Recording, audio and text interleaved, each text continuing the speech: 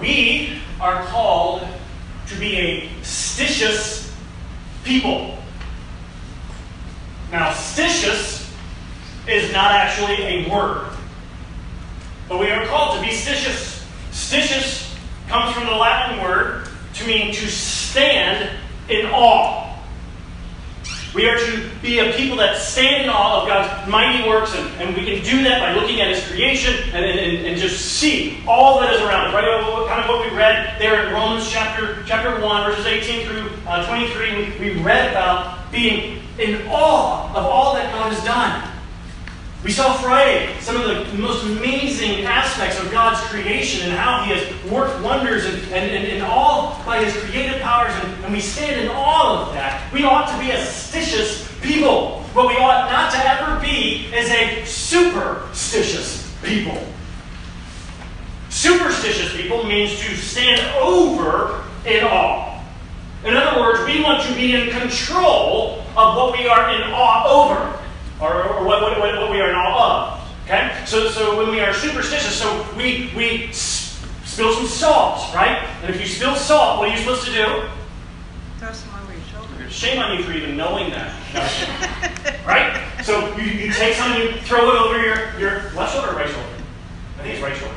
Right? I don't know. Anyway, you throw it over your shoulder, right? It's a superstition because what you're looking at is like, oh no, I am out of control here, and I need to regain control, and so I'm going to do something superstitious. I'm going to regain my control by throwing it over my shoulder. Right? So we're not supposed to be superstitious, trying to gain control over what we are in awe of, but we are to be stitious. We are to be people in awe of God. He is the one who is ultimately in control. Now, last Sunday, we saw that God, the God whom we worship, He is the proclaiming God. He is the powerful God. He is even the prohibiting God. Most of the Ten Commandments pretty much are prohibitions, right? He is the prohibiting God. And that deals with who we worship. This week, this morning, as we study the second commandment, we are looking at why we worship Yahweh.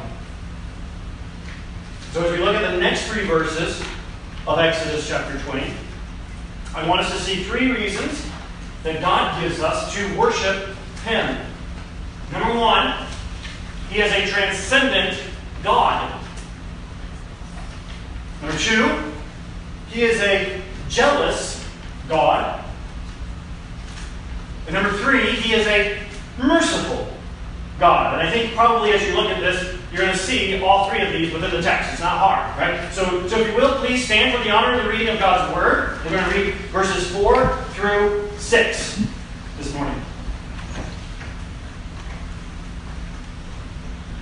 You shall not make for yourself a carved image or any likeness of anything that is in heaven above, or that is in earth beneath, or that is in the water under the earth.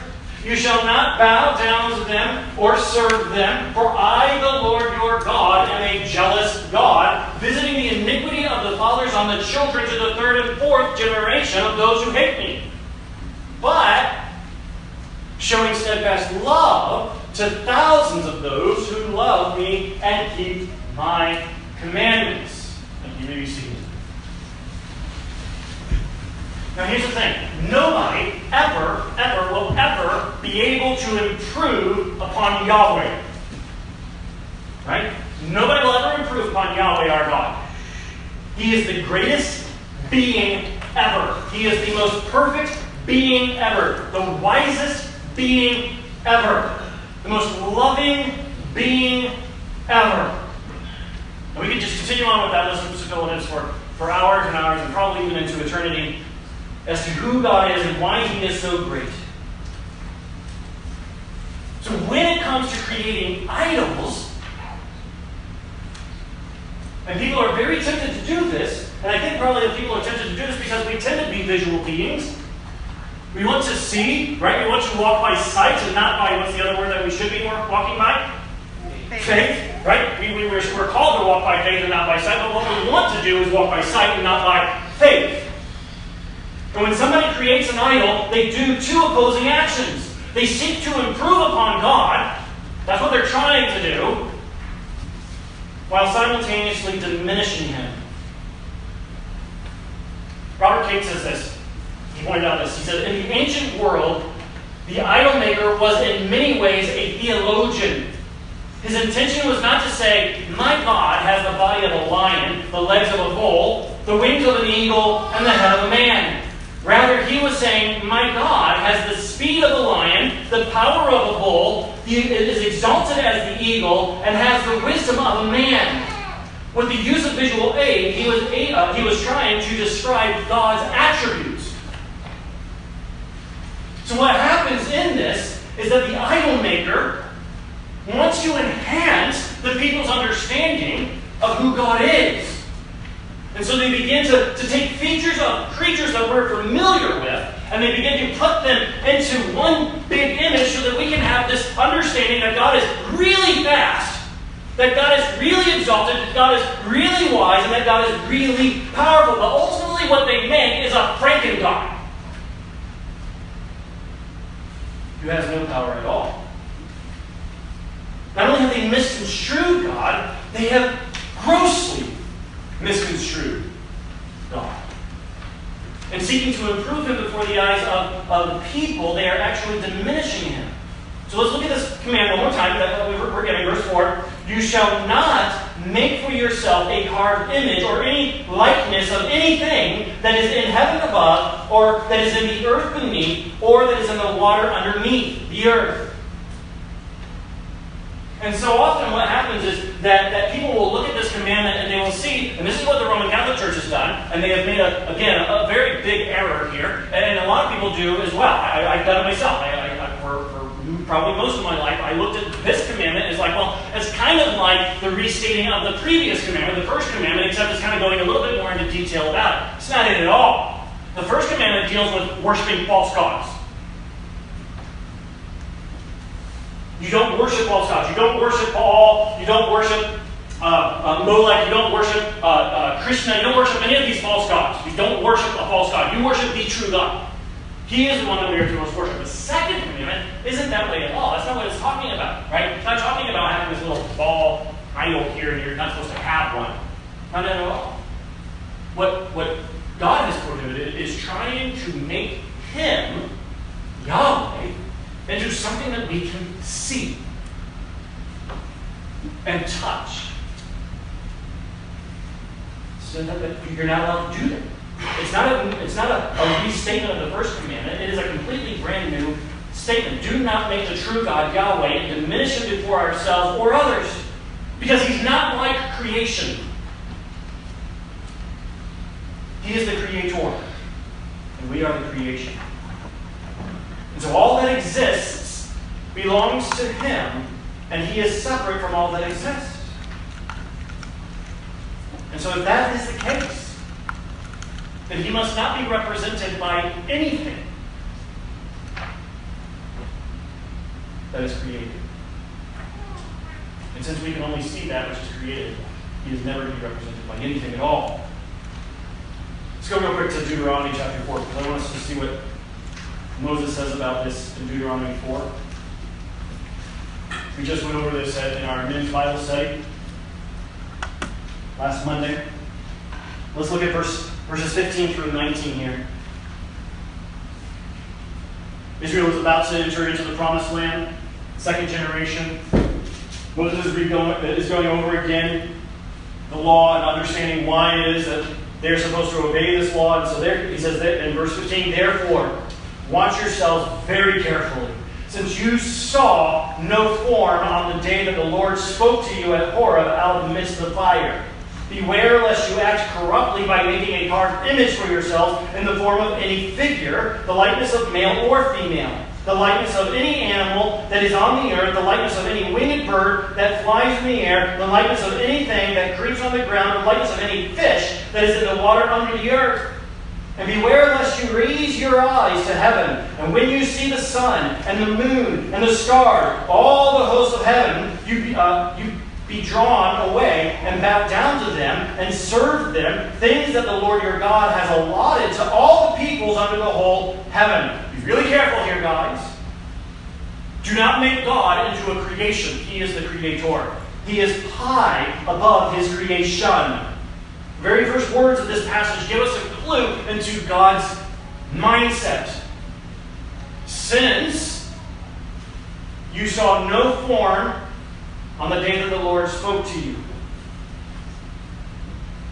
God came down. While God is absolutely transcendent and so far above, wholly other than his creation, he came down. He is not only transcendent, but he is also immanent. He is there. They saw lots of clouds, lots of smoke, and fire, and lightning, and they heard a lot of noise from the trumpets and the thunders, and to even God's voice. They felt the earthquake beneath them. And with all this spectacular, triumphant display, not one person ever saw God. Not one. Because God is not to be seen.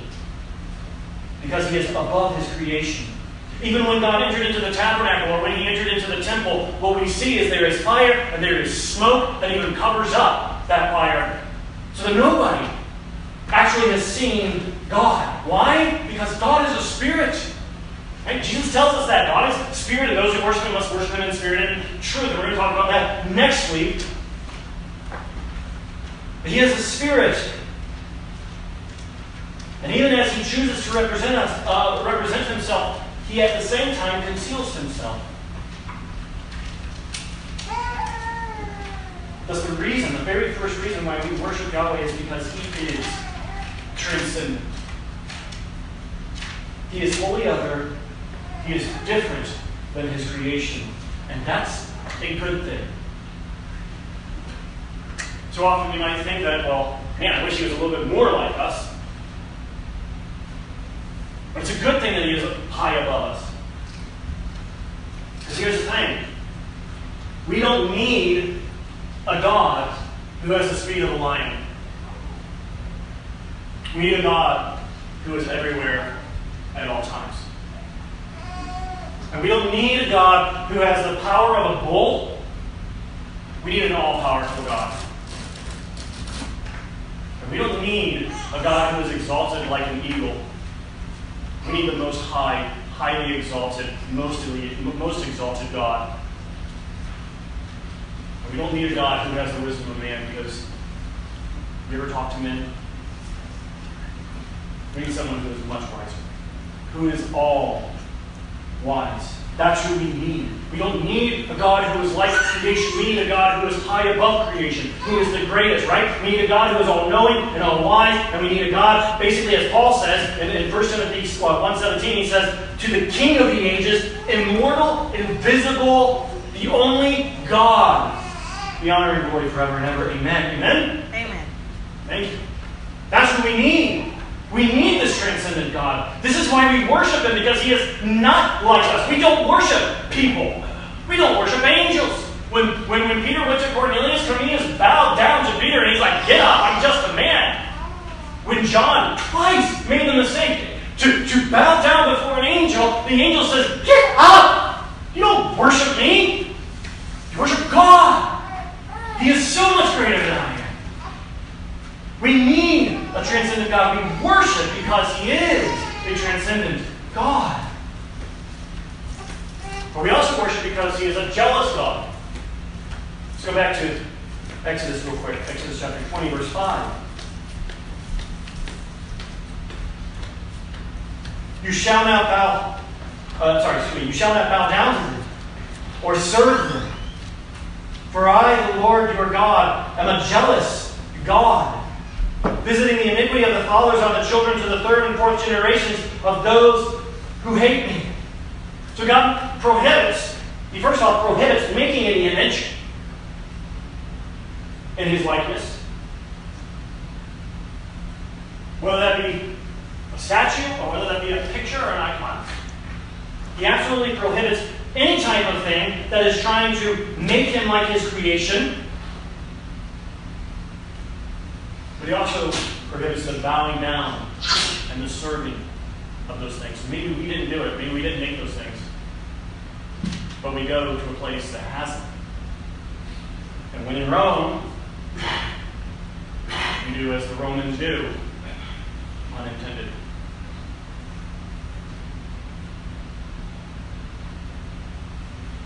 Michelangelo, one of the greatest artists the world has ever known. Painting the Sistine Chapel. We all know the Sistine Chapel. Probably seen parts of it. Most famous image probably from the Sistine Chapel is the one where God is up there in the form of a man, reaching his hand down to Adam, who is also, of course, in the form of a man. Idolatry. Direct application from this text. It is absolutely idolatrous. He will not share his glory with Michelangelo, or with any type of painting, or with any type of statue. We are not to do it, and we are not to bow and worship. Bow and serve. The word for bow here in the Hebrew language, it can mean anything from paying homage to worship. The word serve can also mean to toil after, to serve something, which is why it's translated that way. But it also can mean to worship. And so what God has prohibited ultimately is that we are not to pay homage. In other words, we don't venerate anything. We don't pay homage to anything. We don't toil after for anything. And we do not worship anything other than God. And He is invisible. And He is immortal.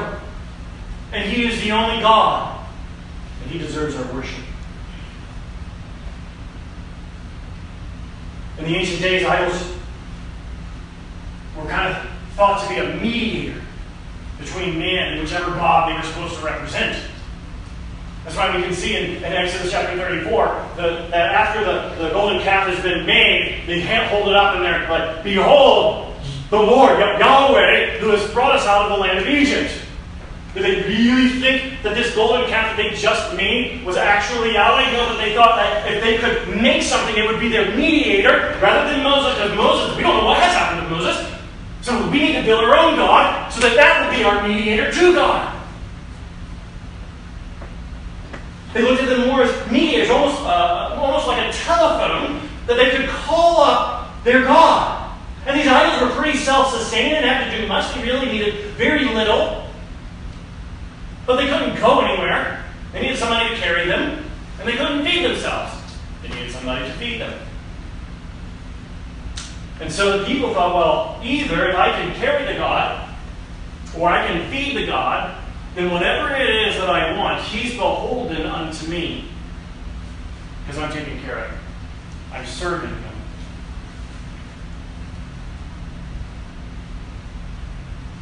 God says, that's not me. He is a God who does not need us to do anything for Him. Though He calls us to service. Not out of need. Not because He is weak. Not because He is immovable. All alone. Because He loves us and He wants us to serve Him.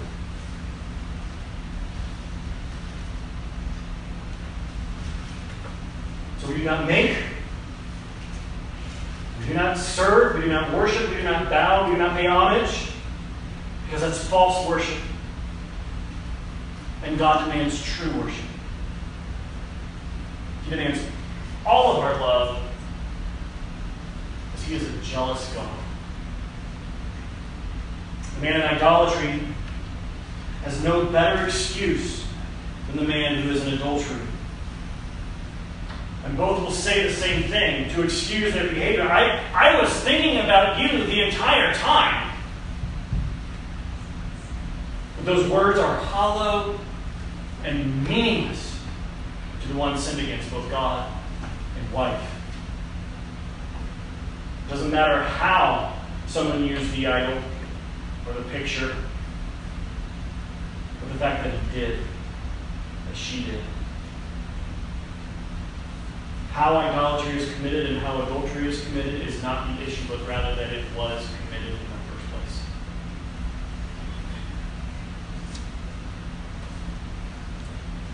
Somebody once explained to me that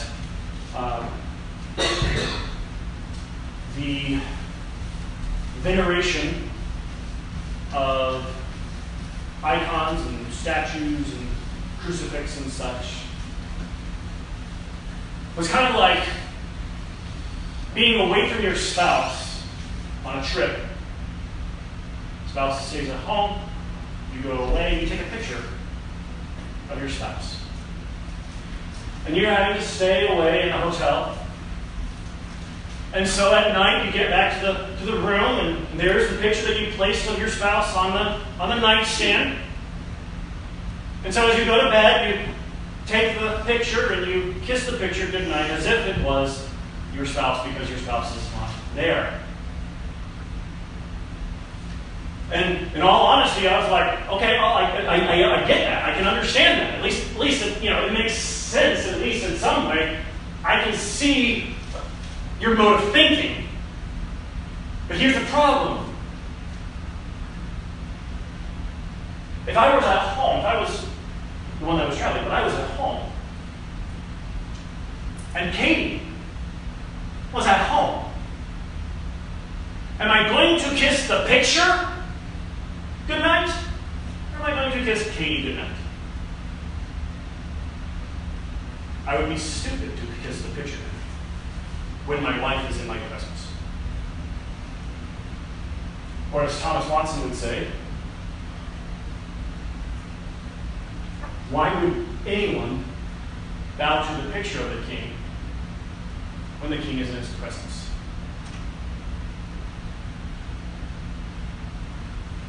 It's stupid. God is always present. There is never a time where God is not present with us. Thus, there is absolutely no need for any type of representation of God at all. Because He is omnipresent. He is everywhere.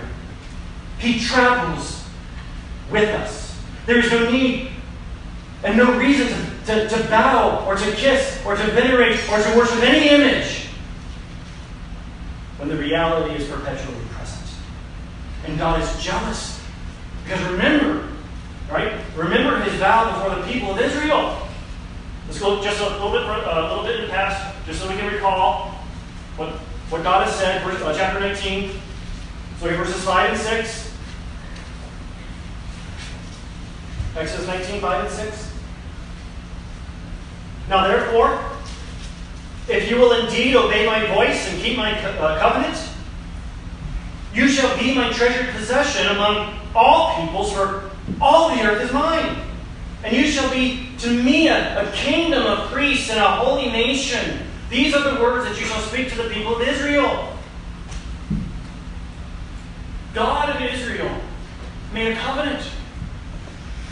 He would be their God.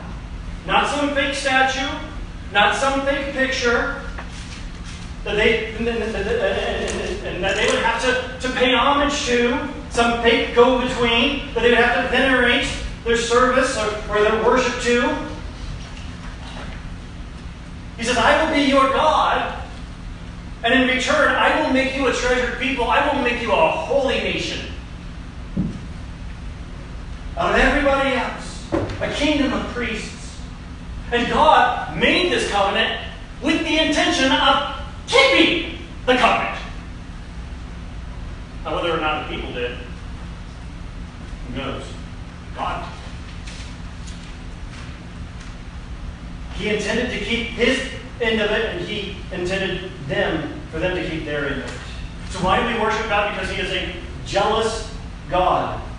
And again, like transcendence, the jealousy of God is a good thing. Because it shows the depth of God's love for His people. He cares for us. And He loves us He treasures us. We are His treasured possession. If He didn't love us and care for us and treasure us, He wouldn't care. He wouldn't be jealous when we have a fling with someone other than Him. But He says, I am a jealous God, and I will visit the sin upon the family for up to 4 generations. And this is a Hebrew idiom. It was commonly said, not just here. It's something that they always said. The point was not so much that the children would be judged for the parents' sins, as is often understood. God clearly says that each person will be judged for their own sin, not for someone else's sin. That's not what He's saying. But what He is saying is that up to the 4th generation, it doesn't matter if those children learned their idolatry from their parents or from their grandparents or even from their great-grandparents. It doesn't matter if this is something that the family has always done. God will still hold them responsible for following after the idolatry of their parents. Again, it was an idiom. It could go to the 5th, 6th, 7th generation. It's how everything has always been done. So it doesn't matter. It doesn't matter if this is just what you grew up, this was the religion that you grew up, or this was the denomination that you grew up in. It doesn't matter. If you continue on, you will still be judged for it. It doesn't matter if that's what you just learned as a kid, and that's the only thing that you know. God still looks at it and says that is spiritual adultery. And God has the right to be jealous for spiritual adultery. He does not take pity upon the children simply because they learned idolatry from their parents. But, here's the thing. Not only is God a transcendent God, not only is God a jealous God, but we also see that God is a very merciful God. Verse 6. Chapter 20, verse 6, right?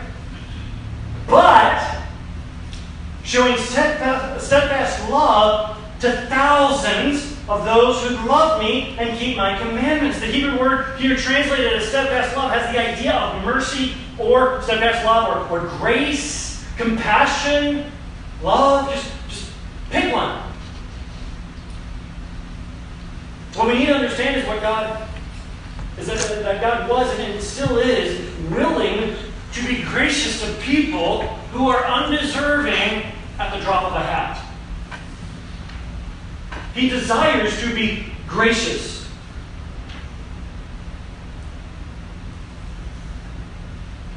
What we need to understand is this is who God is. And what we need to understand is the difference here because in verse 5 we see that God is going to visit the sin upon the 3rd and 4th generation, the Hebrew idiom, and then He makes up His own thing.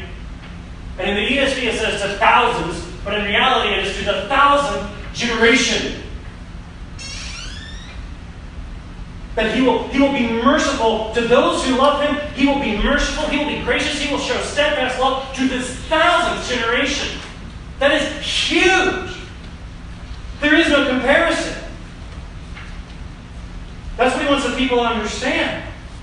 Right? So where sin increased, as Paul says in Romans chapter 6, where sin increased, grace abounded all the more.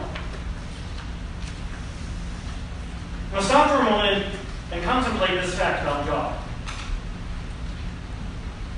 To Abraham, He promised Abraham that his descendants would become a great nation and a blessing to all the world. That was a covenant that He made with Abraham, and not once has He ever broken that covenant. He delivered a people out of slavery because He made a covenant with Abraham. Because He loved Abraham, He chose Abraham out of all the pagans of Ur of Chaldea, all the world even, and Abraham loved him back and had faith and believed in him, and it was counted to Abraham as righteous. And so God makes a covenant with him that He will give him descendants who will bless all the world, and that they would form a great nation, and that He would give them even the promised land. And even when it seemed like He had abandoned them into exile, He made them a promise that when they sought him with all their heart, they would find him. And when they did, they would come out of exile. And even now, they weren't perfect. And even though they became some pretty legalistic people after the exile, and though some of them became very Hellenistic and just shoved off the laws of God, he still remained faithful to his covenant, to his promise. He didn't abandon them, but you know what he did? He came to them in the flesh. He walked among the people for 33 years. He healed them. He taught them. He died for all who would trust in him. After 2,500 years, having made that promise to Abraham, we see this in Romans 11, verses 30 to 31. For just as you were at one time disobedient to God, but now have received mercy because of their disobedience, the Jewish disobedience, so they too have now been disobedient in order that that by the mercy shown to you, they also may now receive mercy. I made a covenant with Abraham, and I will keep that covenant, and I will show mercy to the 1,000th generation. 2,500 years later, Paul is saying he's still going to show mercy. So why do we worship God? Because he is a merciful God. He stands ever ready to show us steadfast love. And so by his being transcendent, and his being jealous, and his being merciful, he is worthy to be worshipped and praised. There's no one like Yahweh, our God. Perhaps you don't worship this God. Maybe you're one who bows down to images. Or maybe you simply have false notions as to who God is. I can't believe in a God like that. Notions that have no evidence in the Bible. You're hearing about this God who is greater than you, who's greater than I, or anything else. And you hear about his deep, deep love.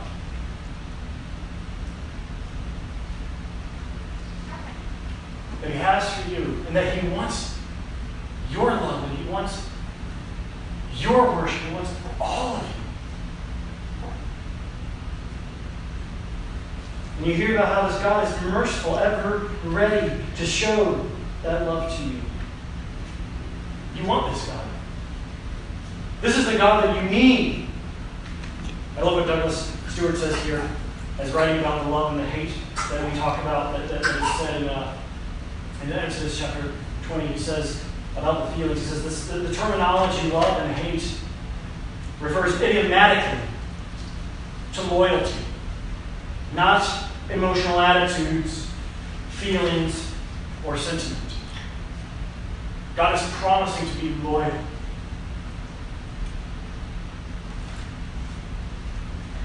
He will be loyal and faithful to you and to his covenant. Maybe you want this God for your own. You can have him simply by trusting upon his Son. He who has the Son has the Father. He lived the perfect life that no human being could ever live. He died the death that we all deserve. And he rose that we may be adopted into God's family. That he would have loyalty and love, steadfast love, mercy upon us. We may be worshiping a transcendent, jealous, and merciful God. If you've already received Jesus, and you've trusted in him, having been baptized, we invite you to observe the Lord's Supper with us here this morning. The elements are bread and juice. We We do not give them special homage. We do not bow to them. We do not worship them. They are nothing but bread and juice, and yet through the Lord's Supper we are spiritually blessed from the Holy Spirit because of what Christ has done. God in His mercy and grace has given them to us to serve us, to bless our souls, to nourish as bread does the body, and to restore the joy of our salvation as wine would the heart. And you are invited to restore the joy of your salvation with us and to nourish your soul.